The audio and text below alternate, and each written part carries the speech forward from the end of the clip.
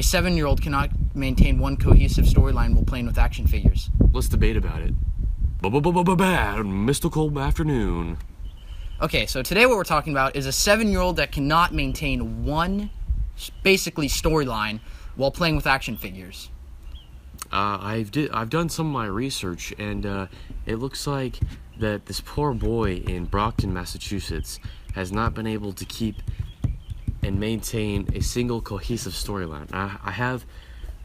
He's been playing with his action figures that consist of the superhero Iron Man, the action figure Godzilla, and the professional wrestler John Cena. Now, personally, my thoughts on John Cena is controversial, because John Cena is in WWE and that is fake fighting. No, it's real.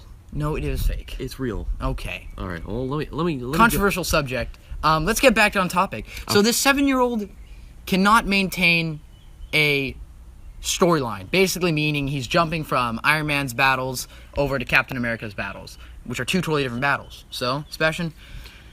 Now, we got into a little bit of storyline here. I got some exclusive storyline, and he says, "I'll get you for that," said Milner, who violently slammed the figurine Iron Man into the WWE World Heavyweight Champion toy, sent him flying across the room, contradicting a scene that just moments earlier in which a pair of best friends searching for a magical crystal. Nobody beats Iron Man.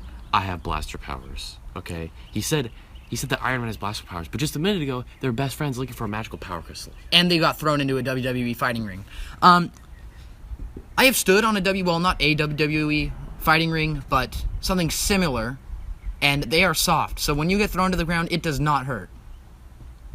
What are your thoughts on the WWE fighting ring?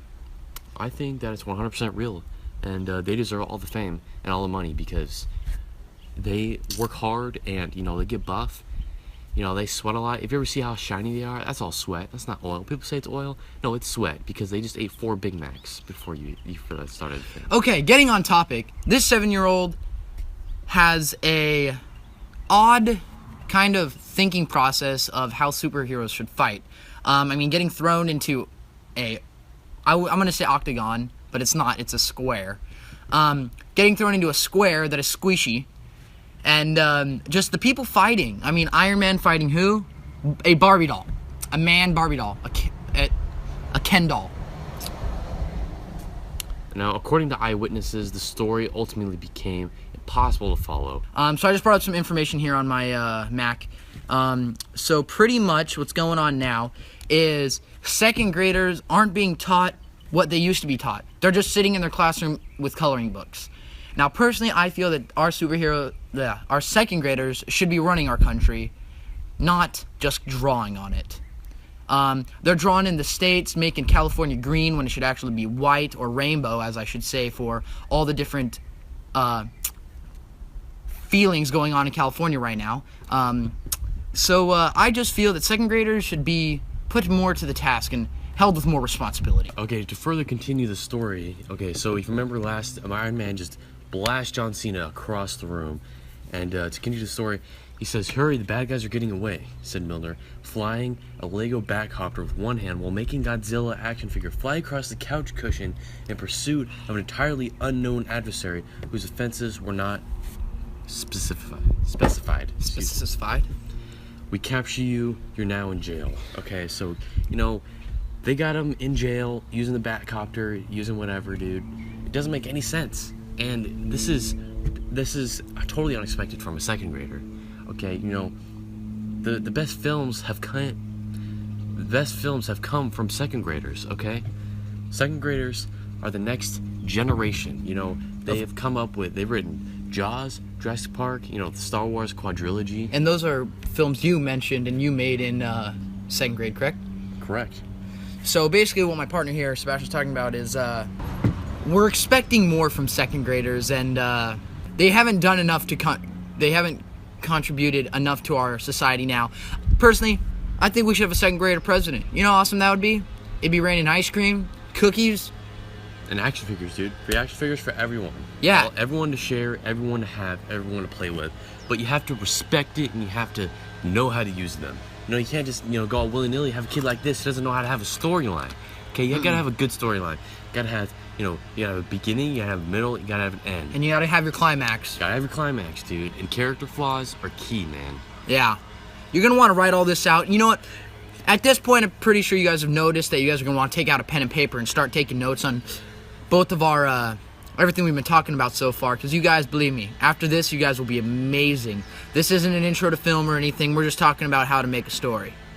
Okay, experts who were called upon to analyze the narrative noted that throughout the half hour spent playing with his action figures, the second grader completely ignored basic elements of storytelling and chose, instead of repetitive, introduce new dramatic situations, making already sprawling and erratic plot even more confusing. Okay, so basically he's having these big action scenes and he's just putting in more and more and more and just piling it. So he's never really getting to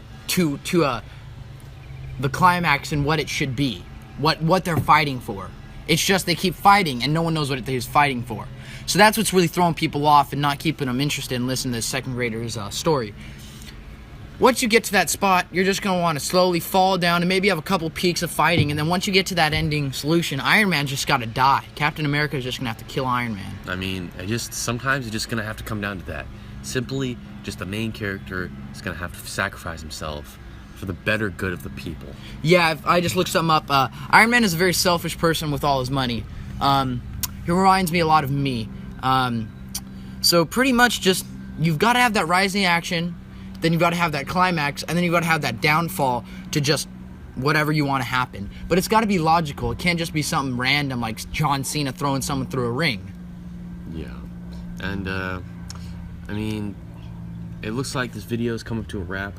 Turns out this kid, he was treated a little while ago. He went to rehab, and he's now... Very expensive rehab. Yeah, he's now under control. He's telling good stories. But I think it's time to see which way... and he is now Quentin Tarantino. So go pick up some of Quentin Tarantino's videos.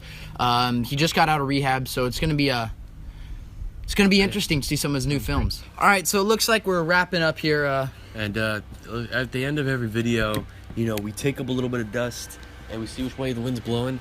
Remember, if it's not blowing at all, we do rock, paper, scissors.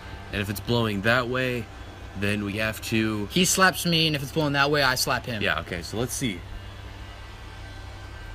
Not at all. There's absolutely no wind today, which is a good thing for both of us. We gotta rock, paper, scissors to see who has to lick the concrete. Are you ready?